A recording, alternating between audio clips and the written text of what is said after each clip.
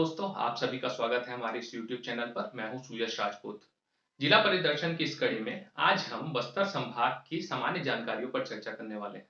कुछ सामान्य सी जानकारियां यथा राष्ट्रीय राजमार्ग, राष्ट्रीय उद्यान, कौन-कौन से अभ्यारण्य, कौन-कौन सी जनजातियां यहाँ निवास करते हैं, उसकी शुरुआती तथ्यों को जानने का प्रयत्न करेंगे, जिससे नक्शे की समझ हम पा सकें।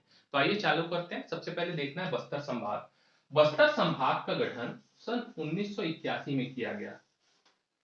बस्तर संभाग के गठन के समय यहाँ पर केवल एक ही जिला हुआ करता था, जिसे हम बस्तर जिले के नाम से जानते हैं। वर्तमान में 2020 तक यहाँ पर कुल 7 जिले हैं।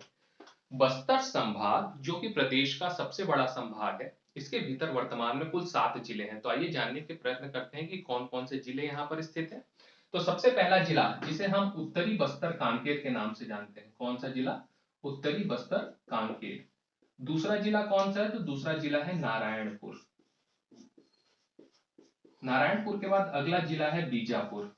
तो याद रखना है, पहला जिला कौन सा है? तो पहला जिला है उत्तरी बस्तर कांकेर। दूसरा जिला कौन सा है? तो दूसरा जिला है नारायणपुर। तीसरा जिला कौन सा है? तो तीसरा जिला है बीजापुर। चौथा जिला है सुकमा। सुकमा के पश्चात अगला जिला है दंतेवाड़ा। दंतेवाड़ा के पश्चात अगला जिला है बस्तर, और बस्तर के पश्चात अगला जिला है कोंडागांव। तो यदि हम एंटी क्लॉकवाइज दिशा में इन जिलों के नाम को याद रखने का प्रयत्न करें, तो सबसे पहला जिला है उत्तरी बस्तर कांकेर, दूसरा जिला है नारायणपुर, तीसरा जिला है बीजापुर, चौथा जिला है सुकमा, पांचवा जिला है दंतेवाड़ा, छठवां जिला है बस्तर और सातवां जिला है कोंडागांव। एक बार फिर से, उत्तरी बस्तर कांकेर, नारायणपुर, बीजापुर, सुकमा, दंतेवाड़ा, बस्तर, कोंडागांव। यदि हम क्लॉकवाइज दिशा में याद करने की कोशिश करें तो पहला जिला है कोंडागांव, दूसरा जिला है बस्तर, तीसरा जिला है सुकमा, चौथा जिला है दंतेवाड़ा, पांचवा जिला है बीजापुर, छठवां जिला है नारायणपुर और सातवां जिला है उत्तरी बस्तर कांकेर। आइए इन जिलों के गठन का क्रम देखें। तो सन 1948 1948 सन 1948 में बस्तर कुछ इस प्रकार का दिखता था, अर्थात इसके बीच में कोई भी सीमा रेखा नहीं खींची हुई थी और केवल एक जिले का गठन हुआ था, जिसे हम बस्तर जिले के नाम से जानते हैं। तो सन 1948 में एक जिले का गठन हुआ, जिसे हम बस्तर के नाम से जानते हैं। सन 1948 के पश्चात इसके बीच, इस जिले की सीमाओं के बीच दो सीमा रेखा खींची गई सन 1998 में। तो सन 1998 में यहाँ पर दो अन्य जिले अर्थात कुल 3 जिलों में विभाजित कर दिया गया। ऊपर वाला हिस्सा कहलाया उत्तरी बस्तर कांकेर,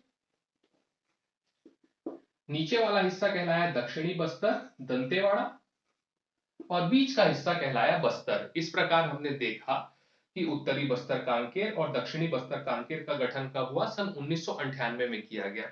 आगे बढ़ते हुए सन 2007 में इस बस्तर और इस दक्षिणी बस्तर दंतेवाड़ा को दो अन्य भागों में तोड़ दिया गया, जिसमें से ऊपर वाला भाग कहलाया नारायणपुर और नीचे वाला भाग कहलाया बीजापुर।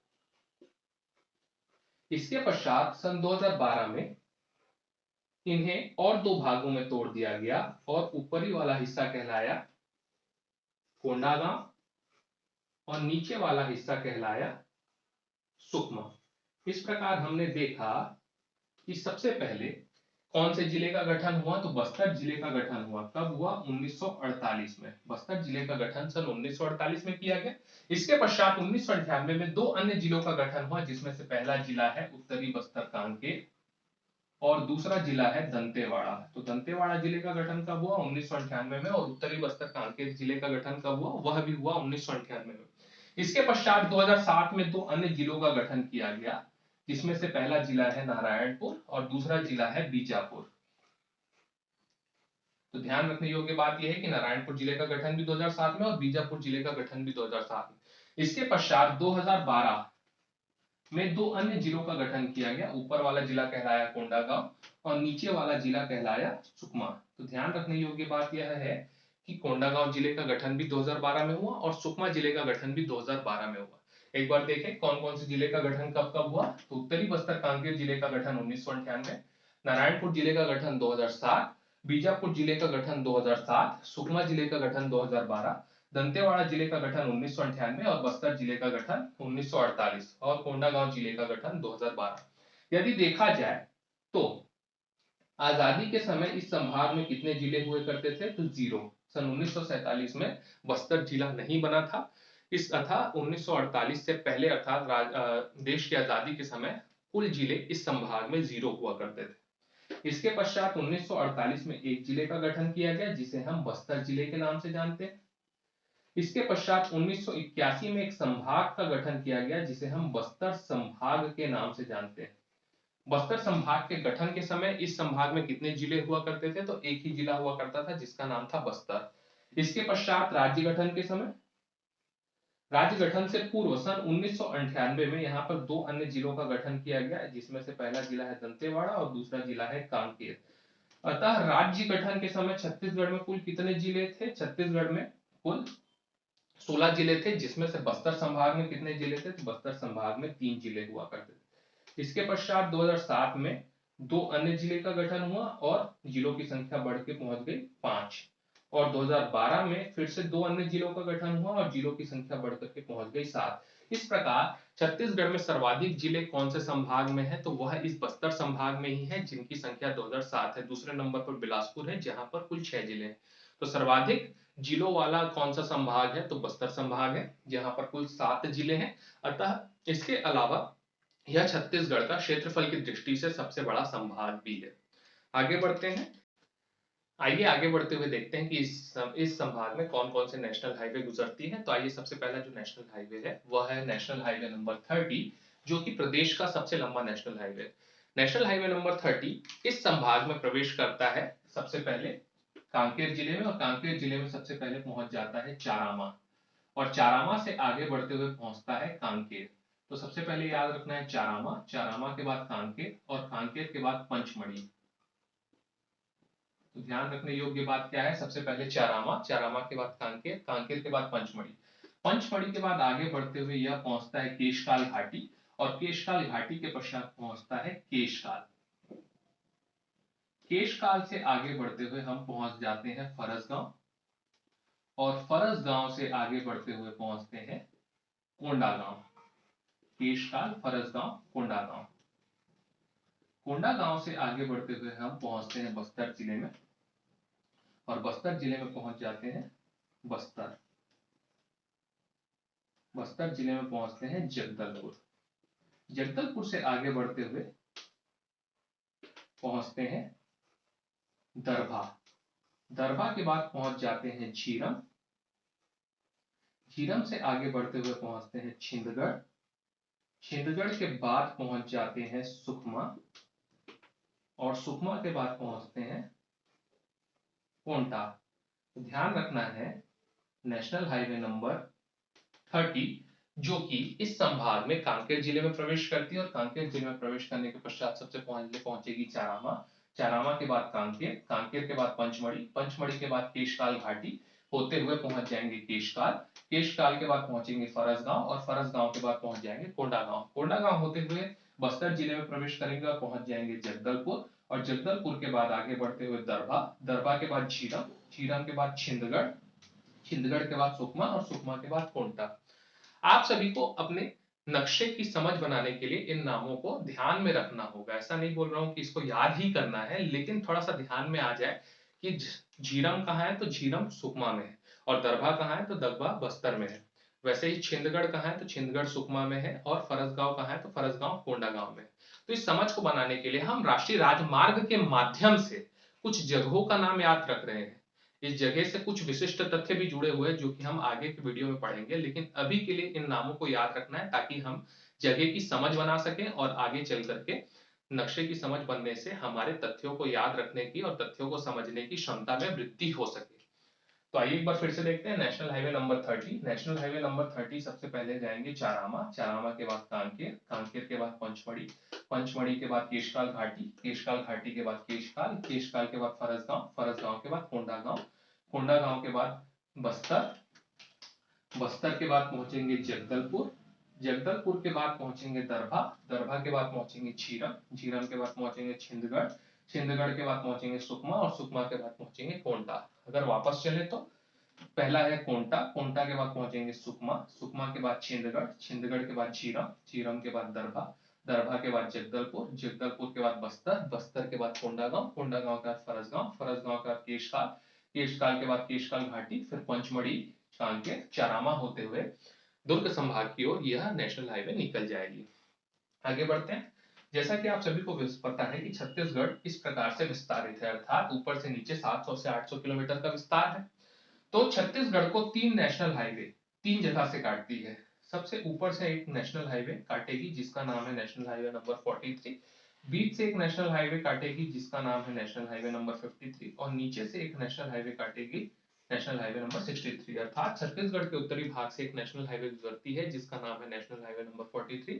छत्तीसगढ़ के मध्य भाग से नेशनल हाईवे नंबर 53 गुजरती है और छत्तीसगढ़ के दक्षिणी भाग में नेशनल हाईवे नंबर 63 गुजरती है। तो आइए देखते हैं कि यह नेशनल हाईवे नंबर 63 कहां-कहां से गुजरती है। तो नेशनल हाईवे नंबर 63, राष्ट्रीय राजमार्ग क्रमांक 63, यदि हम राइट से लेफ्ट की दिशा में चलें तो सबसे पहले छत्तीसगढ़ में प्रवेश करने के बाद पहुंचेगी नगरनार। नगरनार से आगे बढ़ते हुए पहुंच जाएगी जगदलपुर, जगदलपुर के बाद आगे से आगे बढ़ते हुए पहुंचेगी बास्ताना, बास्तानार से आगे बढ़ते हुए पहुंच जाएगी गीदम, गीदम से आगे बढ़ेंगे और पहुंचेंगे भैरमगढ़, भैरमगढ़ से आगे बढ़ते हुए पहुंच जाएंगे बीजापुर और बीजापुर से आगे बढ़ते हुए पहुंच जाएंगे भोपालपट्टनम। तो ध्यान रखना है नेशनल हाईवे नंबर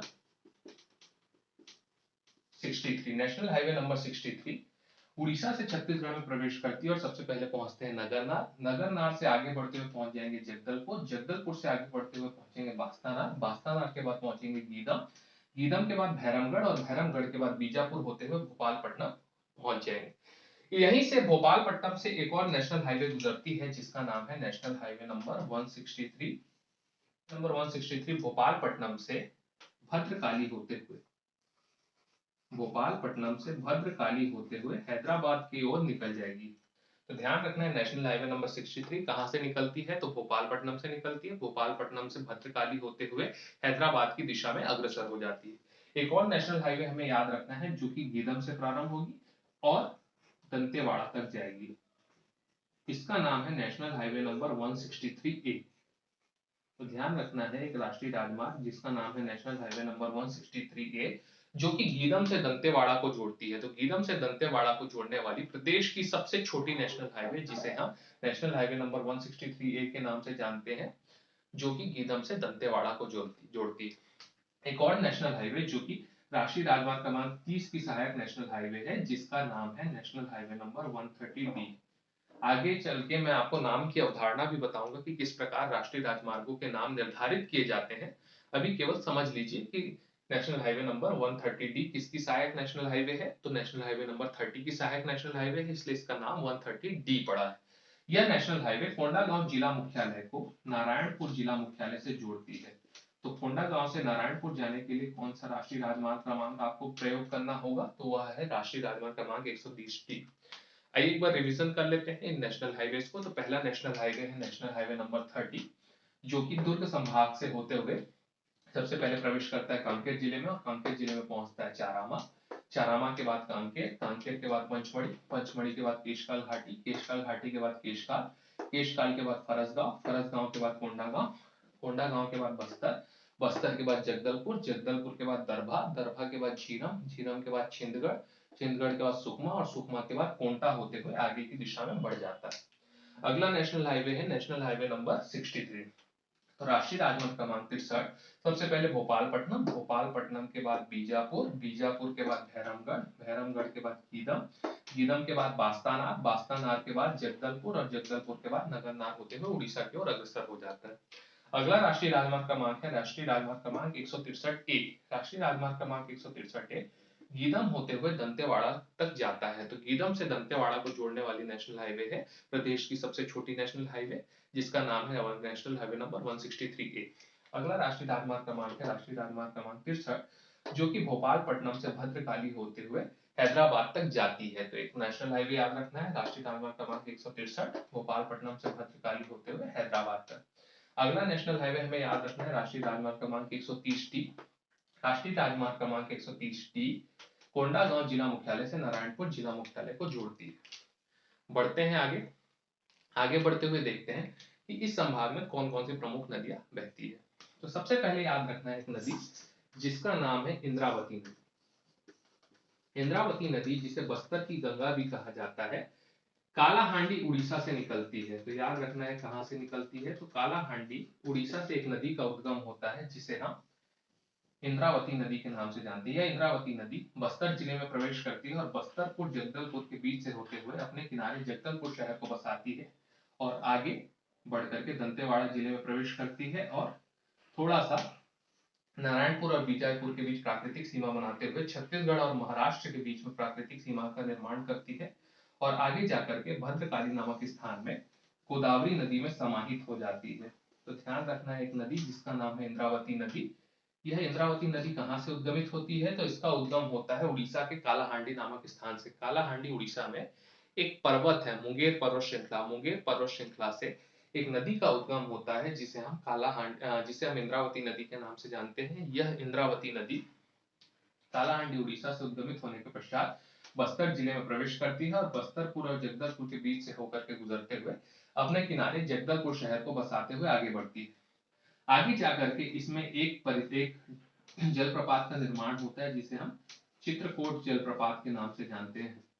चित्रकोट जलप्रपात के निर्माण के पश्चात यह नदी आगे बढ़ेगी और दंतेवाड़ा जिले में अपने किनारे बारसूर नामक स्थान को बसाते हुए तथा यहाँ पर एक परियोजना जिसे हम बोध घाट परियोजना के नाम से जानते हैं, तो बोध घाट परियोजना का निर्माण करते हुए आगे बढ़ेगी और आगे बढ़ करके नारायणपुर और बीजापुर के बीच में प्राकृतिक सीमा का निर्माण करते हुए छत्तीसगढ़ और महाराष्ट्र के बीच में प्राकृतिक सीमा का निर्माण करते हुए भद्रकाली नामक स्थान में जाकर के गोदावरी नदी के साथ संगम कर लेगी। तो ध्यान रखना है एक नदी जिसका नाम क्या है, इंद्रावती नदी। कहां से उद्गम होता है, तो कालाहांडी उड़ीसा से उद्गम होता है। कौन से पर्वत से उद्गम होता है, तो मुंगेर पर्वत श्रृंखला से उद्गम होता है। उसके पश्चात आगे बढ़ेगी और बस्तर जिले में प्रवेश करेगी। बस्तर जिले में प्रवेश करने के पश्चात अपने किनारे जगदलपुर शहर को बसाते हुए आगे बढ़ते हुए इसमें एक जलप्रपात का निर्माण होगा जिसे हम चित्रकोट जलप्रपात के नाम से जानते हैं। चित्रकोट जलप्रपात के पश्चात आगे बढ़ेगी और इसमें एक परियोजना का निर्माण होगा दंतेवाड़ा जिले में जिसे हम बोध घाट परियोजना के नाम से जानते हैं।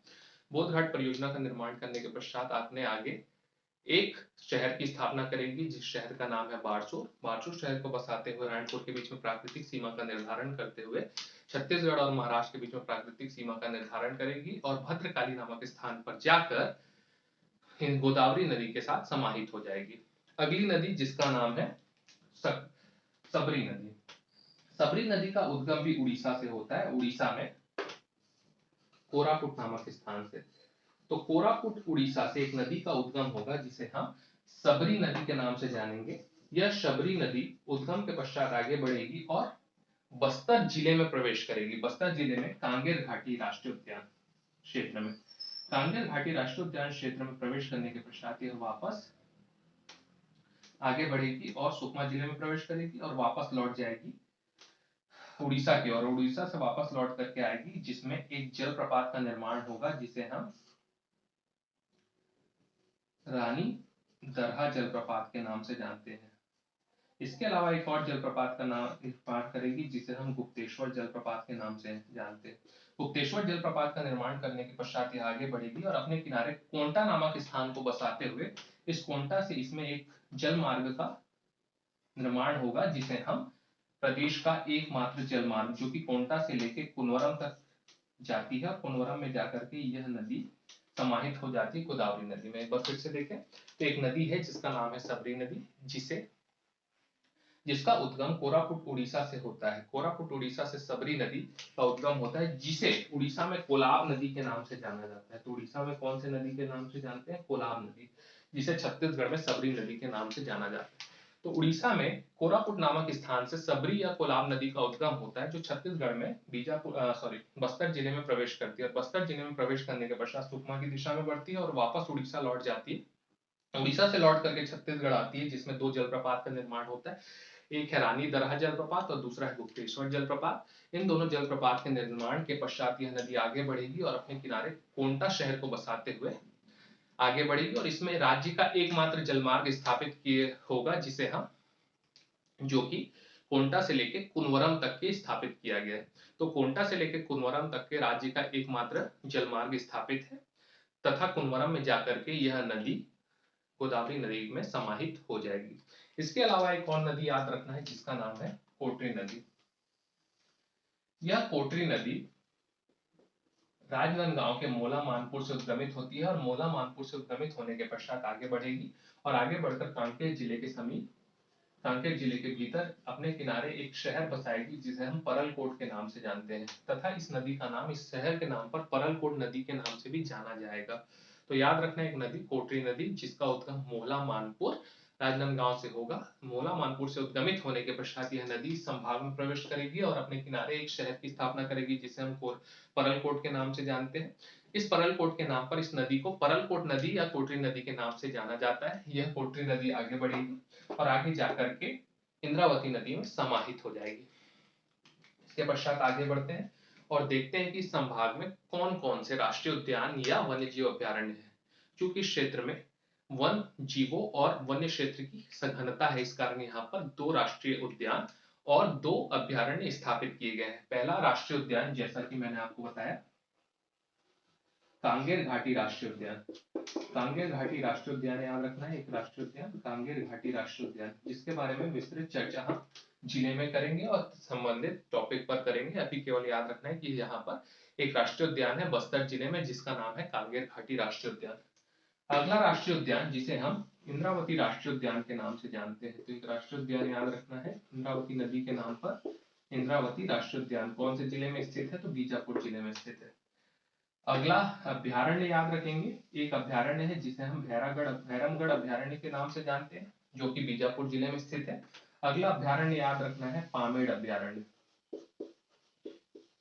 पामेड़ अभ्यारण्य भी बीजापुर, सॉरी, कुल 4 इस प्रकार की चीजें याद रखनी जिसमें से 2 अभ्यारण्य है और 2 राष्ट्रीय उद्यान है। तो पहला राष्ट्रीय उद्यान है कांगेर घाटी राष्ट्रीय उद्यान जो कि बस्तर जिले में स्थित है। दूसरा राष्ट्रीय उद्यान है इंद्रावती राष्ट्रीय उद्यान जो कि बीजापुर जिले में स्थित है। दो अभ्यारण्य याद रखने हैं जिसमें से पहला अभ्यारण्य है भैरमगढ़ अभ्यारण्य और दूसरा अभ्यारण्य है पामेड़ अभ्यारण्य। जैसा कि आप सभी को विदित है छत्तीसगढ़ में 3 राष्ट्रीय उद्यान है जिसमें से 2 इसी संभाग में है। छत्तीसगढ़ में कुल 11 अभ्यारण्य है जिसमें से 2 इस संभाग में है। इसके पश्चात आगे बढ़ते हैं और देखते हैं कि यहाँ पर जनजातियों का विस्तार किस प्रकार है। इस संभाग में कुल 7 जनजातियां मुख्य रूप से पाई जाती है जिसमें से पहला है अबुझ माड़िया जनजाति, दूसरी जनजाति है हल्बा जनजाति, तीसरी जनजाति है मुड़िया जनजाति, चौथी जनजाति है दंडामी माड़िया जनजाति,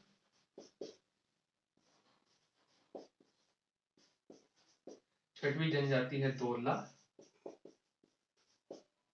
फिर है गदबा और है धुरवा पर्जा।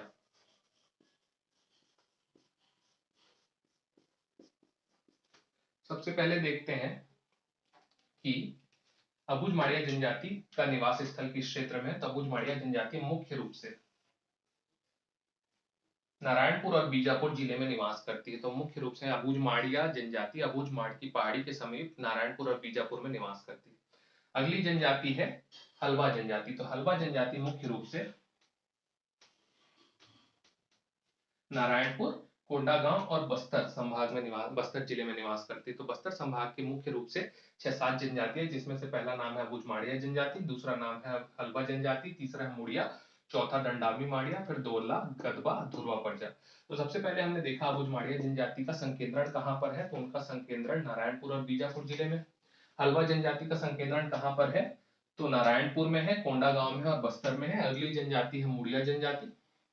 तो मुड़िया जनजाति नारायणपुर, बीजापुर और बस्तर, कोंडागांव। मुख्य रूप से नारायणपुर, बीजापुर और बस्तर, कोंडागांव में इनका संकेंद्रण है। तो मुड़िया जनजाति का संकेंद्रण कहां पर है। नारायणपुर, बीजापुर, बस्तर और कोंडागांव। अगली जनजाति है दंडामी माड़िया जनजाति। तो दंडामी माड़िया जनजाति का मुख्य रूप से संकेंद्रण 3 जिलों में है जिसमें से पहला जिला है बस्तर, दूसरा जिला है दंतेवाड़ा और तीसरा जिला है बीजापुर। तो फिर से बीजापुर, दंतेवाड़ा और बस्तर। अगली जनजाति है दोरला और अगली जनजाति है गदबा। ये दोनों ही जनजाति मुख्य रूप से बीजापुर और सुकमा में निवास करते हैं। तो कहाँ कहाँ पर दोरला जनजाति का संकेंद्रण है? तो दोरला जनजाति का संकेंद्रण बीजापुर और सुकमा में है। गधवा जनजाति का संकेंद्रण बीजापुर और सुकमा में। अगली जनजाति है ध्रुवा पर्जा। तो ध्रुवा पर्जा जनजाति का संकेंद्रण मुख्य रूप से बस्तर और सुकमा जिले में है। बस्तर और सुकमा जिले। एक बार देख ले कि आज हमने क्या क्या पढ़ा। सबसे पहले हमने देखा कि बस्तर संभाग जो कि प्रदेश का सबसे बड़ा संभाग है, इसमें कुल 7 जिले हैं तथा क्षेत्रफल की दृष्टि से सबसे बड़ा संभाग है। इन 7 जिलों के गठन का क्रम देखा, जिसमें हमने देखा कि सबसे पहले बस्तर जिले का गठन हुआ जो कि 1948 में गठित हुआ। इसके पश्चात 1998 में 2 जिले उत्तरी बस्तर कांकेर और दक्षिणी बस्तर दंतेवाड़ा जिले का गठन हुआ। फिर 2007 में नारायणपुर बीजापुर जिले का गठन हुआ। उसके पश्चात 2012 में सुकमा और कोंडागांव जिले का गठन हुआ। इसके बाद हमने नेशनल हाईवेज देखे। सबसे पहले देखा है प्रदेश का सबसे लंबा नेशनल हाईवे नंबर 30। फिर देखा नेशनल हाईवे नंबर 63। फिर देखा 163। फिर से 163A और 130D। इसके बाद हमने देखा प्रदेश की प्रमुख नदियां इन जो कि इस संभाग में बहती है, जिसमें से एक इंद्रावती, दूसरी सबरी और तीसरा कोटरी नदी। इसके बाद हमने देखा कि कौन कौन से अभ्यारण्य हैं और कौन कौन से राष्ट्रीय उद्यान हैं। फिर हमने देखा कि कौन कौन सी जनजातियां इस संभाग में निवास करती है और उनका संकेंद्रण कहाँ है। उम्मीद है आप सभी को एक सामान्य सी जानकारी प्राप्त हुई होगी इस वीडियो को देख करके। मिलते हैं अगले वीडियो में, तब तक के लिए धन्यवाद।